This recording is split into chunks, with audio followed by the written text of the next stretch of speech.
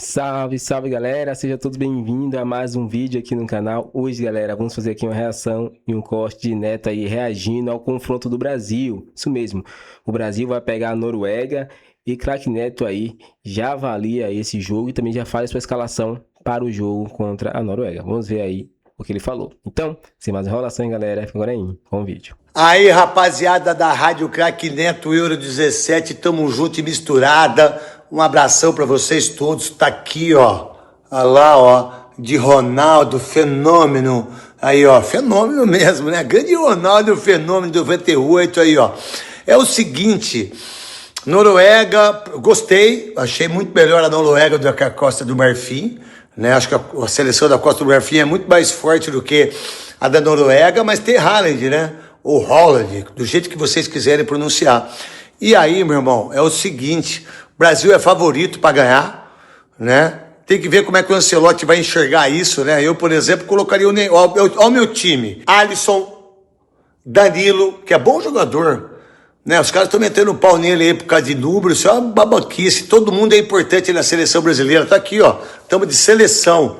Todo mundo é seleção brasileira. Danilo, Gabriel Magalhães, Marquinhos e Douglas Santos. Aí, Fabinho, Bruno Guimarães, isso mesmo, e Danilo Santos, Ryan, Neymar e Vinícius Júnior. Esse seria meu time para enfrentar a Noruega. E o seu, qual seria? Adversário do Brasil, então nada legal na Noruega, Bruno Vicari, não, brincadeira, é muito bacana mesmo essas informações que você trouxe em relação a como é formada, né, a base da Noruega, seja em qualquer esporte. Quero conversar um pouquinho mais com você, já vou introduzir o papo de seleção brasileira. Vamos. Hoffman, você tá no papo com a gente também, então por favor, fica à vontade, mas é o seguinte, acredito eu, nós falamos dos destaques da Noruega, é claro que o Haaland, ele é um grande destaque, Bruno, e a gente precisa anular o Haaland. Eu já vi muito pela Premier League, quem assiste a Premier League aqui nos canais ESPN, muitas vezes já pôde ver outros times tentando ou conseguindo anular o Haaland, e isso passa muito pelo meio de campo, é não deixar a bola chegar no Haaland, não deixar que o meio de campo da Noruega se desenvolva para fazer que a bola chegue até ele. Quero saber de você, Bruno Vicari, como que o Brasil vai trabalhar para fazer com que a Noruega não consiga avançar muito para que a bola não chegue no Haaland, por exemplo? E tem um nome. Aí essa resposta é muito fácil. Quer dizer, não sei se vai ser fácil para ele em campo, mas eu tô doido para ver o embate do Gabriel Magalhães com o Haaland. Não foi isso que esquentou a última disputa da Premier League, senhores? Não foi isso? Foi isso. A gente também tá sempre de olho nessa disputa. Inclusive, para aproveitar para você continuar o que tá falando, a gente coloca imagens na tela, então, da disputa dos dois. Porque no final das contas foi muito acalorada essa disputa entre os dois. Bora lá colocar as imagens pro Bruno poder falar. Então eu nem sabia que já tinha isso separado, mas acho que é um confronto assim que todo mundo quer ver e que tá todo mundo esperando, porque claro, a disputa entre City e Arsenal foi a grande disputa dessa temporada na Premier League, que a gente acompanha aqui na ESPN e também no Disney Plus. E claro que no jogo ali especificamente entre os dois, a disputa, a provocação, o empurra, sem dúvida foi envolvendo o Gabriel Magalhães e o Haaland. Agora, claro, como a gente tem falado desde ontem, né? E você falou bem, tem uma questão no meio de campo e tem uma preocupação do lado do Brasil, que de fato é esse jogo físico também. Porque se o Gabriel Magalhães talvez tenha tamanho para isso, os outros jogadores da seleção brasileira nem tanto. E por já terem também ser uma seleção mais experiente, mas também já, né, passando aí da casa dos 30 anos, a linha defensiva do Brasil é a mais velha dessa Copa do Mundo. Então, isso, claro, traz experiência, mas talvez também perca um pouco na questão física. Eu acho que esse embate pode ser decisivo e tomara que a gente tenha força para conseguir sustentar. Mas eu acho que esse passa a ser o grande ponto do jogo, essa questão física para conseguir parar o Haaland, Natasha. Hoffman, passo para você também essa questão, como que deve trabalhar a seleção brasileira para que nem de fato essa bola chegue no Haaland ou em outros jogadores. A gente citou o Sorloth, a gente citou também pela esquerda da Noruega, Nusa. O Nusa também.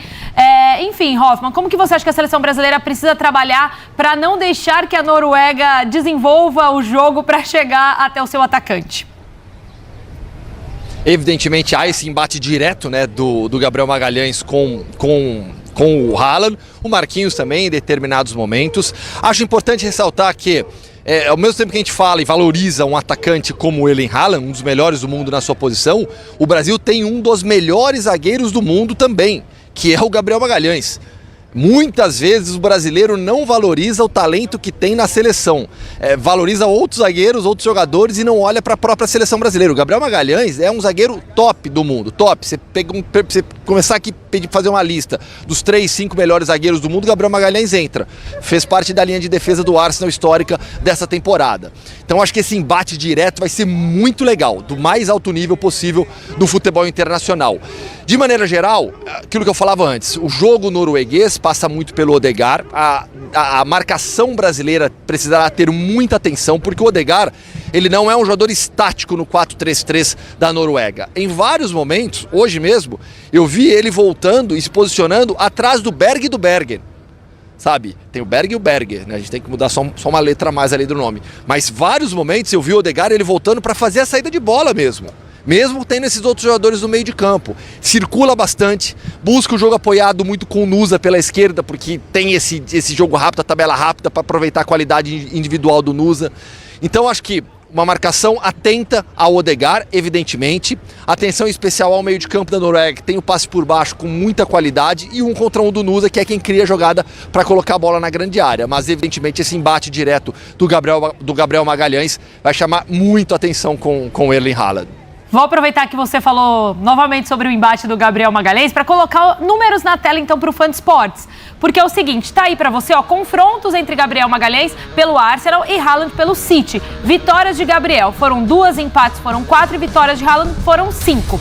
Gols marcados do Manchester City, 16, com participação de Haaland, 8. Duelos vencidos por Gabriel foram 11, duelos vencidos pelo Haaland foram 18. 6 gols e 2 assistências, tá ali destacado em preto para você, Fã de Esportes. Eu queria só também falar uma outra coisa, eu vou passar para você, só um segundo, peraí, Bruno quer falar rapidinho? Isso, não, só para acrescentar, e aí é legal a gente ouvir dos comentaristas, como vocês estão falando do meio de campo, a gente vai ter uma boa e uma má notícia hoje aqui da seleção brasileira, boa envolvendo o Rafinha, e já eu falo, mas a má notícia é a questão do Paquetá. E por que eu estou destacando isso? Porque o Paquetá é quem fecha o lado esquerdo do meio de campo da seleção brasileira. Quando a seleção defende ali num 4-4-2, gostem vocês ou não, né, os torcedores que criticam, e eu sei que o Paquetá divide opiniões, mas a função dele é justamente ele ser um homem ali pelo lado esquerdo na linha do meio de campo do Brasil. Tá? Então o Ancelotti agora trabalha para procurar um substituto. Tem o Danilo como opção, pode ser o próprio Martinelli, pode eventualmente ser a entrada do Endrick, enfim, ele vai ter que quebrar a cabeça pensando justamente em segurar também esse meio de campo, já que a função do Paquetá, ou essa função agora aberta no meio de campo da seleção, vai exigir isso. Olha, eu queria aproveitar então para falar de meio de campo e aí já passo para você, Dom, que você queria até citar o que os meninos estavam falando, que é o seguinte, quando o Hoffman cita o Odegaard, me lembrou muito a questão que você estava analisando do primeiro gol. O número dele, né, quando a gente olhou ali o primeiro gol da Noruega na partida de hoje, que é o número 20, ela parece... É 20, né? Tô certo? Não, o número 10, desculpa, o número 10... 20 foi o Nusa que fez o gol. O número 10 aparece em diversos momentos ali também, participando da jogada que resultou em gol da Noruega, o primeiro gol da Noruega. Então, o quanto ele também é importante, enfim, só complementando o que os companheiros falaram, para essa Noruega. E acho que passa muito por isso, conectar o Haaland e o Odegaard no Arsenal é um dos caras que mais criam chances na Premier League, o jogo passa muito por ele. E do Haaland, até a gente estava falando, para mim é um detalhe muito interessante, acho que o trabalho desse duelo com o Gabriel Magalhães vai ser importante. E pensar que o Haaland, ele não é o cara que vai participar do jogo constantemente. Eu até estava levantando aqui rapidinho na Premier League, só da Premier League passada. Em 12 jogos dos 38 da Premier League, o Haaland tocou menos de 20 vezes na bola. Teve 3 jogos que ele tocou menos de 10 vezes. Uma contra o Wolverhampton, ele trocou 3 vezes na bola. No primeiro tempo hoje, ele tinha tocado 8 vezes na bola, 3 finalizações, 1 passe apenas. Então é o cara que vai receber a bola numa situação de finalização. E aí como que você tenta neutralizar ele na medida do possível? Essa bola não chegar nele em hipótese alguma. E aí passa muito por neutralizar jogadores como o Odegaard. Outro é você tomar muito cuidado com o espaço que ele possa atacar. Então, por isso, até na leitura que a gente estava falando, da Noruega baixar as linhas, você conseguir conectar o Haaland em velocidade para ele chegar e não precisar associar com ninguém. Não, chegar e no primeiro toque já finalizar. Essa é a grande preocupação que você tenha. Porque até os torcedores estavam falando, né, os noruegueses. Quando o Haaland corre, você tem medo. Porque essa é a grande preocupação que você tem que ter. A bola não chegar nele e ele não ter espaço para atacar. Eu acho que essas são as principais formas de você medo tentar... Medo da cara que ele faz também, né, Donk? Oi, desculpa, Hoffman. Medo da cara que ele faz, né? Dá medo, ele vai na baixa aqui assim, Isso ó. Dá também medo. potencializa, né, o Não, mas medo que ele causa. a gente já viu que o Gabriel Magalhães está preparado para lidar com a cara feia do Haaland, com a cara de bravo do Haaland, mas o Gabriel Magalhães também, algumas daquelas ações que a gente viu, o que é? Ele agarrando o Haaland, ele esbarrando no Haaland. Por quê? Exatamente, Bira. Uma corrida, aí o Bruno que é bom no atletismo, uma corrida de 100 metros ali, você vai e arranca e vai rápido. Se você transforma isso numa corrida de obstáculos, em que você tem que ficar esbarrando em coisas no caminho, você tira a velocidade, mas é isso. O que o Gabriel Magalhães está fazendo nessa jogada aí, ó, ele está tirando velocidade do Haaland. Perfeito. Sem contar que mexe O com Haaland a não cabeça consegue do Haaland. E fora que irrita, que ele vai ficando irritadíssimo. Já ó. deu pra perceber que ele fica irritado. na jogada. Ele fica irritado. Mas você tá tirando velocidade. Ele não tá conseguindo pegar e arrancar. Então o Gabriel Magalhães percebeu ao longo do tempo como isso é uma coisa que funciona com o Haaland. Não vai funcionar o jogo inteiro, não vai funcionar a vida inteira. Por quê? Porque o Haaland é bom o suficiente para conseguir, em uma ou outra situação, ainda conseguir ter vantagem. Mas você neutraliza algumas das jogadas em que o Haaland poderia ser muito perigoso. Quer complementar, Thiago, em relação a esse encontro das nossas estrelas da Premier League? Vai ser um encontro sensacional, né? E assim, o Brasil tem que tomar cuidado, porque deu para perceber que o Gabriel Magalhães, em alguns momentos, ele até exagera um pouco nisso, né? E o Brasil pode, numa jogada dessa, tomar um cartão amarelo cedo, complicar a vida do Gabriel Magalhães logo no início da partida, ou então até ser expulso. Então o Brasil tem que tomar muito cuidado com essa marcação muito forte em cima do Haaland e também o Gabriel Magalhães entender a situação de ser um jogo decisivo de Copa do Mundo. Acho que isso são circunstâncias importantes para a gente pontuar, porque ter um jogador expulso ou então um cartão amarelo logo no começo do jogo pode complicar demais a marcação em cima dele. Bruno, volto com você agora para informações da seleção brasileira. Você passou um pouquinho aqui por cima, né, em relação ao Paquetá e também ao Rafinha. Agora vamos se aprofundar um pouquinho mais em relação ao departamento médico da seleção, por favor. E até em cima do que o Thiago estava falando, a gente viu quanto o cartão levado no início do jogo acabou comprometendo depois a participação do Casemiro, especialmente ainda no primeiro tempo. Então, sem dúvida, é um ponto sim de muita atenção. Bom, a seleção brasileira, eu nem me situei, né, Natasha? A gente está aqui em Morristown, esse aqui é o museu de Morristown. Olha só que prédio lindo, né? Hoje o museu está fechado, mas esse é um museu até de arte moderna, não é especificamente de história assim, da cidade ou dos Estados Unidos, como a gente mostrou o outro onde estávamos aqui outro dia. E esse sim está vivendo também uma semana muito especial por conta do 4 de julho. E os hotéis aqui da região estão lotados também por conta disso. Agora, sobre a seleção brasileira, ontem, logo após o jogo, a seleção já voltou para cá, tá? Próximo jogo vai ser aqui perto, em Nova Jersey. E aí uma notícia boa e a outra ruim envolvendo a seleção e o departamento médico. A notícia ruim é essa que a gente já destacou, foi então confirmada uma lesão muscular no Paquetá. O grau dessa lesão não foi divulgado, mas existe assim, a gente já está falando agora para 20 dias de final de Copa do Mundo. Então, se é uma lesão grave, por exemplo, aquela do Neymar, eram 20 dias para você voltar aos treinos. A lesão do Paquetá não tem essa gravidade, portanto não é cogitado nenhum corte, mas ao mesmo tempo é uma lesão que vai assim exigir um período especial de recuperação. A gente não vai contar, a seleção não vai contar com o Paquetá nas oitavas e se avançar, acho que dificilmente também nas quartas de final, a projeção também não é essa. Por outro lado, o Rafinha hoje já voltou a treinar. Ainda aquele processo de transição, não é um treino com o restante do grupo, mas ele pelo menos hoje já esteve de tênis, né, no gramado ali, fazendo esse processo de transição e possivelmente volte de repente, até informação do Pedro Ivo Almeida, eventualmente pode até ser relacionado para a partida contra a Noruega, mas dificilmente deve estar em campo. Então aquela projeção inicial em ter o Rafinha a partir das quartas de final vai se confirmando e claro, tomara que a seleção brasileira chegue até lá. Bom, vamos então analisar a situação da seleção brasileira diante das notícias que nós temos. Hoffman, eu passo para você primeiro, mas quero ouvir todos os companheiros. Vamos falar um pouquinho sobre o desfalque do Paquetá. Para você, Hoffman, quem deve ocupar o lugar do jogador? Quem deve ser o substituto nesse confronto contra a Noruega e por quê, claro? Olhando para o elenco do Brasil, acho que tem duas alternativas naturais, dentro das possibilidades que o elenco do Brasil permite nessa Copa do Mundo. Uma é a entrada do Endrick, como aconteceu na partida, e o Matheus Cunha jogando um pouco mais recuado. O problema seria a questão da recomposição defensiva. Enfim, teria que sobrar para o Matheus Cunha. Outra opção é a entrada do Danilo no meio-campo. Características diferentes, mantendo o Matheus Cunha como atacante central e tendo essa responsabilidade defensiva. Vejo de bate-pronto como as duas opções mais naturais que o elenco da seleção brasileira oferece. Bira, e para você? Eu também vejo como essas duas as principais opções. O Endrick entrou muito bem no lugar do Paquetá contra o Japão. Assim, não que ele tenha feito uma partida espetacular, ele fez uma partida ok, mas a entrada dele ajudou. Daí com a movimentação do Cunha, o time ele tende a cair um pouco mais para a direita, quer dizer, o time ficou mais uniforme, trouxe o Ryan mais para dentro do jogo, o Ryan estava muito isolado, então acabou arredondando um pouquinho.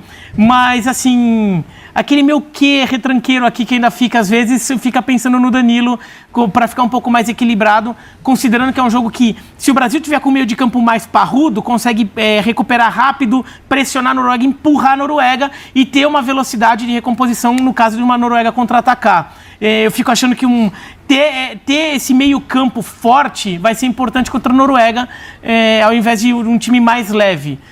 Mas pode ser aquele pedacinho do coração meio retranqueiro aqui dentro. Eu penso um jogo mais físico. Não, Biratã. Complementa aí, Hoffman.